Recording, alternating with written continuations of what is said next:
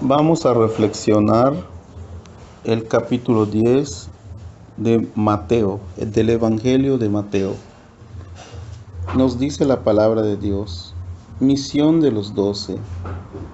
Y llamando a sus 12 discípulos, les dio poder sobre los espíritus inmundos para expulsarlos y para curar toda enfermedad y toda dolencia.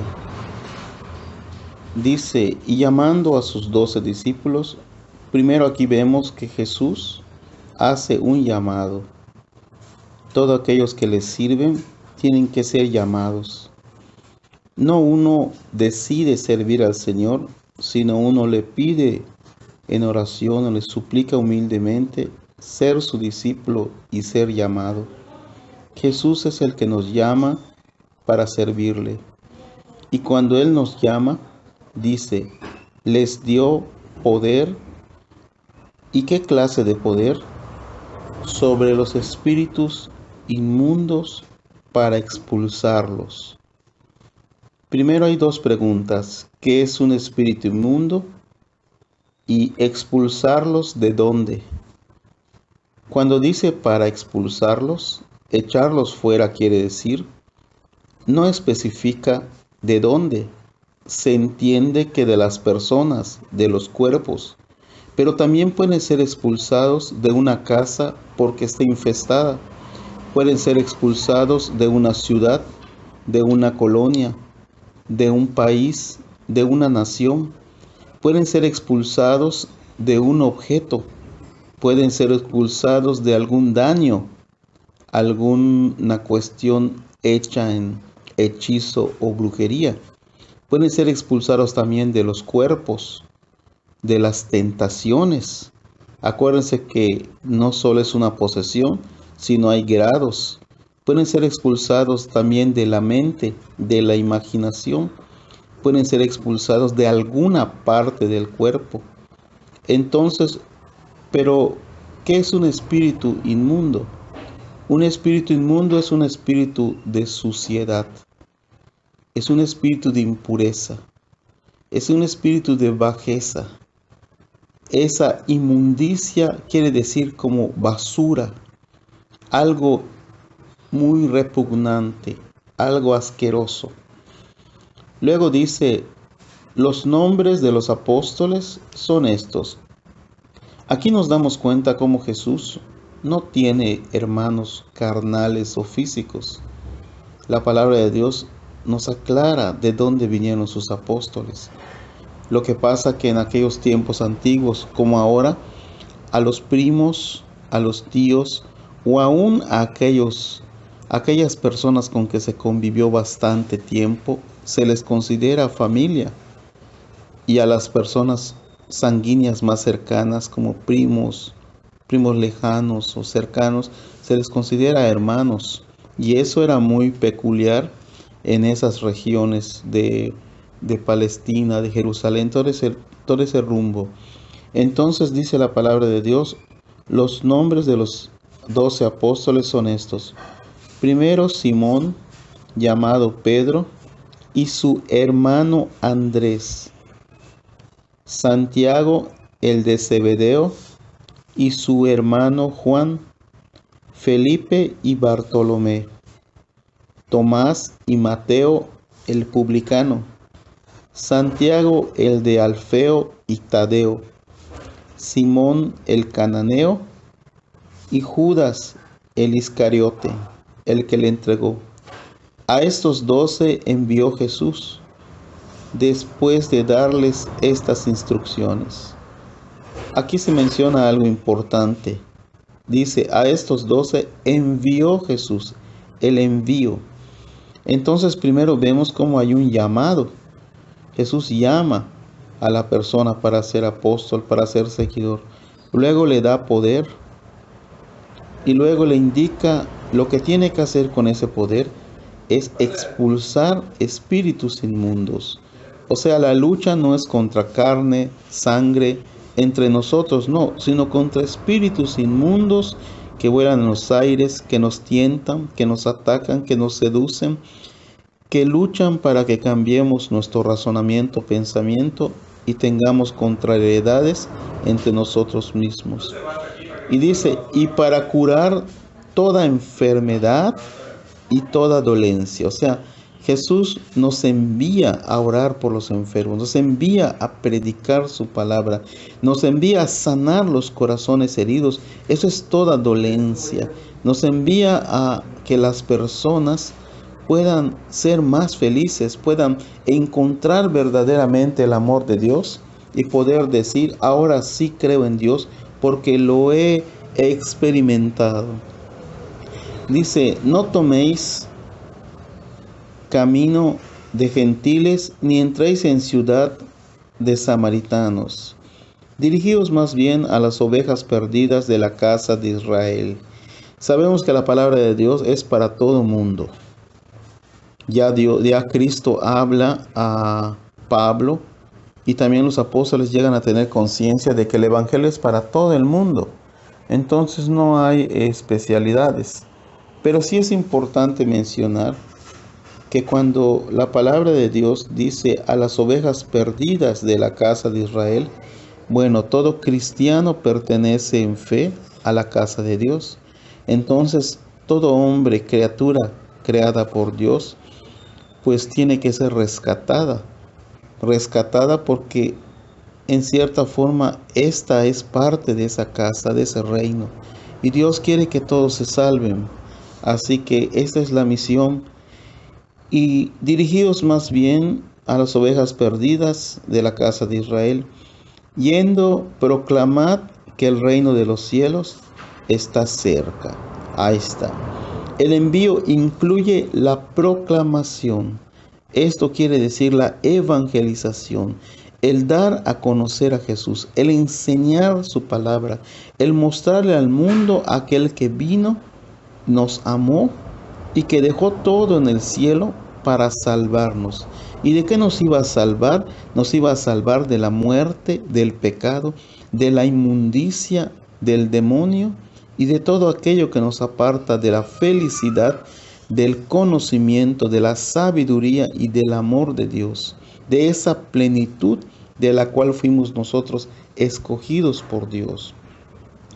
Y dice, curad enfermos, resucitad muertos, purificad leprosos, expulsar demonios.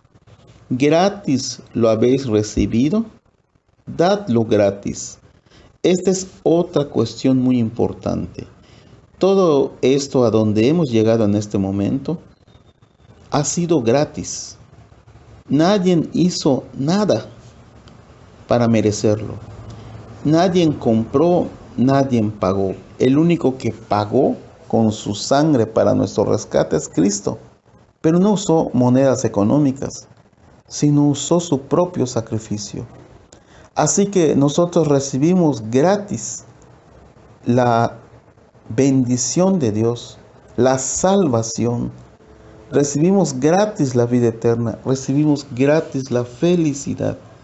Y nosotros estamos también invitados, llamados y obligados a darlo de la misma manera, a darlo de la misma forma, a darlo de aquello que brota desde el fondo de nuestro ser, aquella fe, aquel esfuerzo, aquel darse a los demás, aquel amar al prójimo es de forma gratis, no es a cambio de nada, no es un título, no es ganar un puesto, no es adquirir algo para presumir, para destacar, sino es algo para servir, es darlo gratis, no se gana nada, es gratis. Y si se gana algo, es a Cristo. Y ese Cristo es el que nos gana a nosotros. Y luego dice aquí, gratis lo recibiste, darlo gratis. No os preocupéis, dice, no os procuréis oro. O sea, no llevéis oro, ni plata, ni cobre en vuestras fajas, ni alforja para el camino, ni 2 túnicas, ni sandalias, ni bastón, porque el obrero merece su sustento. O sea, es aquello que dice Dios proveerá. Aquí nos está diciendo Dios que no es que no seamos precavidos, que no es que no tengamos nosotros medios para sustentarnos, de medios económicos, para solventarnos, sino Dios nos está diciendo que nosotros debemos de confiar. O sea, podemos tener, y no es malo tener, podemos tener medios, podemos tener economía, pero no debemos confiar en ello, sino en Dios. Debemos dejar nuestra confianza en esa voluntad divina que mueve nuestros destinos, que mueve nuestros corazones, para que todo lo que hagamos en su nombre brille, para que todo dé frutos buenos, para que todo sea bendecido. Confiar en Dios es un poder muy grande. En la ciudad o pueblo en que entréis, informaos de quién hay en él digno, y quedaos allí hasta que salgáis. Al entrar en la casa, saludad. Si la casa es digna, llegue a ella vuestra paz. Mas si no es digna, vuestra paz se volverá a vosotros. Y si no se os recibe, ni se escucha vuestra palabra, al salir de la casa o de la ciudad aquella, sacudid el polvo de vuestros pies. Yo os aseguro, el día del juicio habrá menos rigor para la tierra de Sodoma y Gomorra que para aquella ciudad. Palabra de Dios. Aquí el Señor nos invita, y esto es muy claro, de que nosotros como evangelizadores estamos llamados a llevar la paz.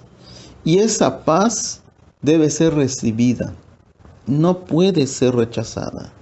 Aquella persona que rechace la palabra de Dios, que rechace la paz de Cristo, que rechace al Espíritu Santo, que rechace al Padre, está rechazando su propia felicidad, está rechazando su propia vida, y el juicio de Dios cae sobre esa casa, sobre esa ciudad, sobre esas personas. Hermanos, yo les invito a que oremos y seamos más humildes, que pensemos más en Dios, que abramos el corazón, que meditemos y que seamos mejores personas, pero mejores personas cristianas, con fe, que nos preocupemos por proclamar su palabra, que lo hagamos porque Dios nos llama, que seamos enviados, que nos preocupemos por orar por los necesitados, por los enfermos y sobre todo por luchar contra aquellos espíritus de mal. Que no permitamos en nuestra casa, en nuestra familia, en nuestros hijos, en nuestros centros de trabajo, impurezas.